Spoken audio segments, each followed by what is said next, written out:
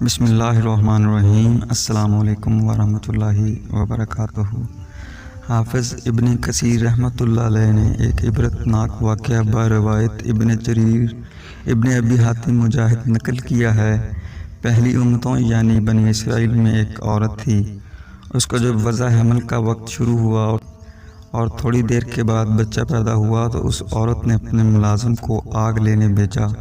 تو وہ ملازم دروازے سے نکل ہی رہا تھا کہ اچانک ایک آدمی ظاہر ہوا۔ اس نے پوچھا کہ عورت نے کیا جنا ہے؟ تو اس نے بتایا کہ ایک لڑکی جنی ہے۔ تو اس آدمی نے کہا، آپ یاد رکھیے گا کہ یہ لڑکی 100 مردوں سے زنا کرے گی اور آخر میں ایک مکڑی سے ملے گی۔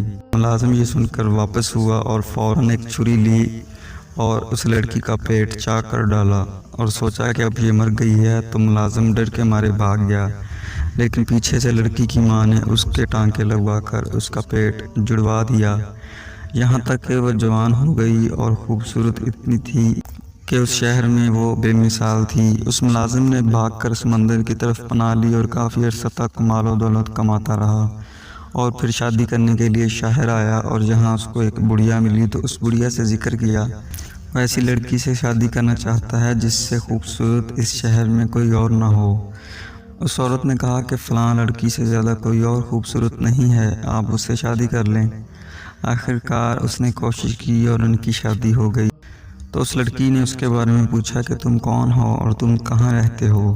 اس شخص نے کہا کہ میں اسی شہر کا رہنے والا ہوں، لیکن میں ایک لڑکی کا پیٹ چاک کر کے بھاگ گیا تھا۔ تو اس نے اس طریقہ سے اسے سارا واقعہ سنایا۔ تو وہ لڑکی بولی، جس کا تو نے پیٹ چاک کیا تھا وہ میں ہی ہوں، اور اپنا پیٹ دکھایا اور نشانات موجود تھے۔ یہ دیکھ کر اس مرد نے کہا، اگر تو وہی لڑکی ہے تو تیرے متعلق 2 باتیں بتاتا ہوں۔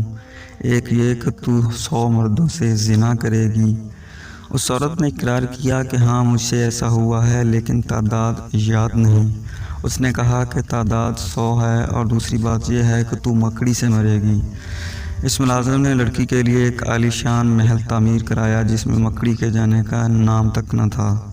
ایک دن کمرہ میں لیٹے ہوئے تھے کہ ایک دیوار پر ایک مکڑی نظر آئی۔